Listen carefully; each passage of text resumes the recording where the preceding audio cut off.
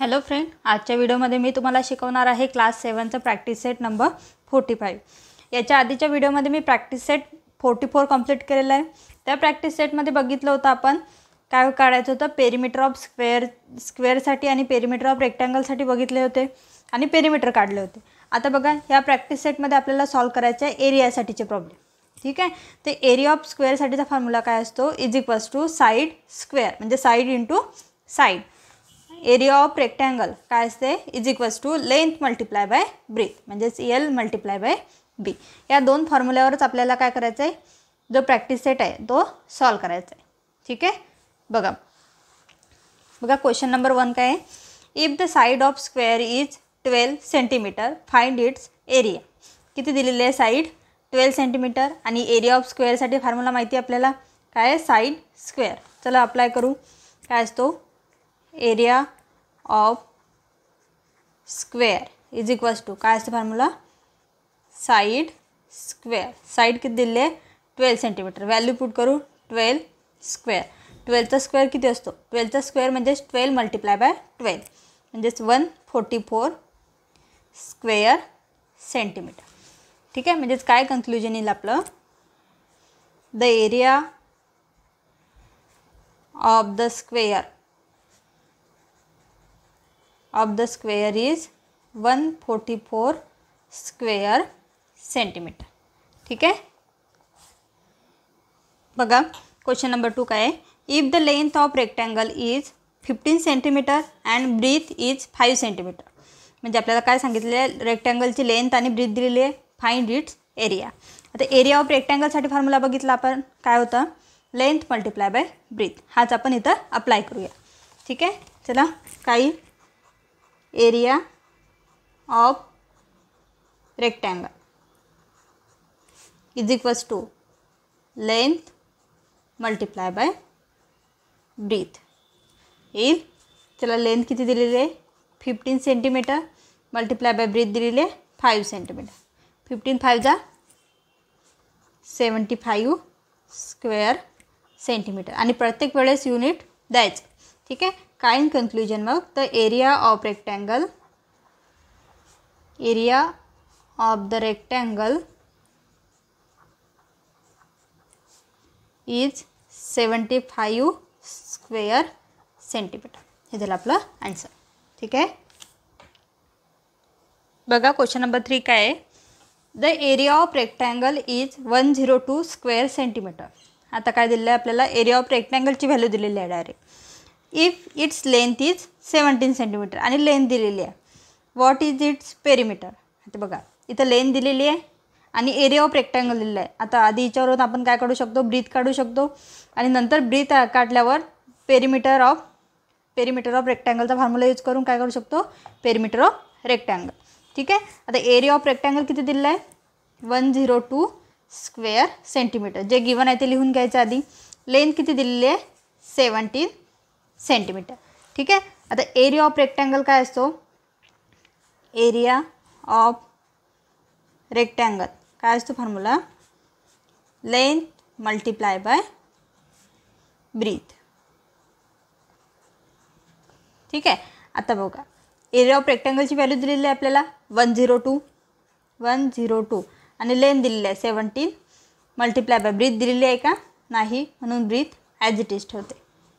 ठीक आहे, आता बघा हा 17 इकडे मल्टिप्लिकेशनमध्ये आहे, हा जर इकडे गेला तर हा काय होईल, इक्वल टू साईनच्या जर इकडे गेला तर काय होईल, हा डिवाइड होईल, म्हणजेच काय येईल, breadth is equals to 102 upon 17। ठीक आहे, म्हणजेच काय ते आन्सर, 17 6 जा 102 6 सेंटीमीटर। ब्रीथ किती आली, 6 सेंटीमीटर। ठीक आहे, आता आपल्याला एवढंच काढायचं आहे का, ब्रीथच काढायची होती का, नाही, काय सांगितलेलं होतं, what is it's perimeter. Perimeter काढायचं आहे। पेरिमीटर ऑफ रेक्टँगलसाठी फॉर्म्युला काय आहे, पेरिमीटर ऑफ रेक्टँगल काय होतं, मागच्या प्रॅक्टिस सेटमध्ये बघितलं, 2 in bracket length plus breadth. आता बघा आपला जो लेंथ पण आहे दिलेली होती गिवनमध्ये आणि ब्रीथ आता आपण काय केली, फाइंड केली। ठीक आहे, चला व्हॅल्यू पुट करू, 2 इन ब्रॅकेट लेंथ किती आहे 17 सेंटीमीटर. 17 प्लस ब्रीथ 6 काय येईल मग 2 मल्टिप्लाय बाय 17 प्लस 6 23 काय येईल मग 3 to the 6 2 to the 4 46 centimetre. ठीक आहे. म्हणजेच काय कन्क्लुजन येईल आपलं the perimeter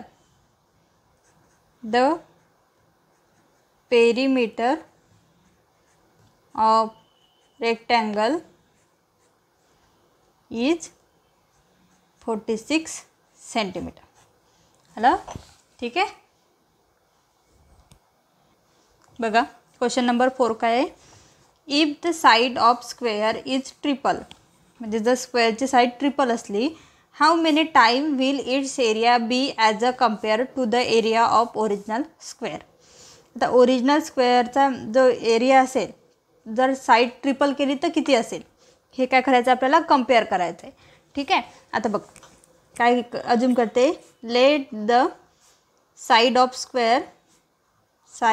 the square B A पकडते काय एका स्क्वेअरची साईड काय आहे ए.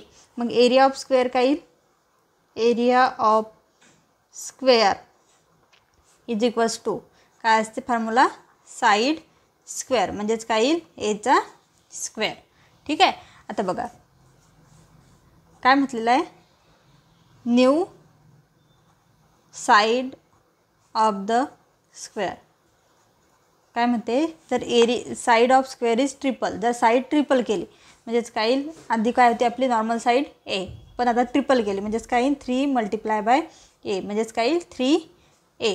मग याचा एरिया काय येईल न्यू एरिया ऑफ स्क्वेअर काय येईल साईडचा स्क्वेअर असतो म्हणजेच काय येईल साईड काय आहे 3a म्हणजेच 3aचा स्क्वेअर म्हणजेच काय येईल 3चा स्क्वेअर 9 आणि एचा स्क्वेअर ए स्क्वेअर. ठीक आहे समजत आहे. म्हणजेच बघा आता काय येईल मग is equals to 9 multiply by a square काय आपलं एरिया ऑफ स्क्वेअर जो नॉर्मल आहे ओरिजिनल स्क्वेअरचा म्हणजेच काय येईल 9 multiply by area of original square. समजत आहे. आधी काय घेतली एक नॉर्मल साईड घेतली ए आणि त्याचा एरिया ऑफ स्क्वेअर काढला काय आला तो ए स्क्वेअर. ठीक आहे. नंतर काय सांगितलं आपल्याला जर साईड ट्रिपल केली तर त्याची साईड काय येईल 3 × a 3a त्याचा एरिया ऑफ स्क्वेअर काढला तो काय आला 9a स्क्वेअर. ए स्क्वेअर काय दिलं आपल्याला एरिया ऑफ ओरिजिनल स्क्वेअर म्हणजे 9 multiply by area of original square. म्हणजेच कन्क्लुजन काय येईल if the side of a square is triple its area will become 9 times the area of the original square. काय 9 time original square. ठीक आहे. समजला question easy आहे.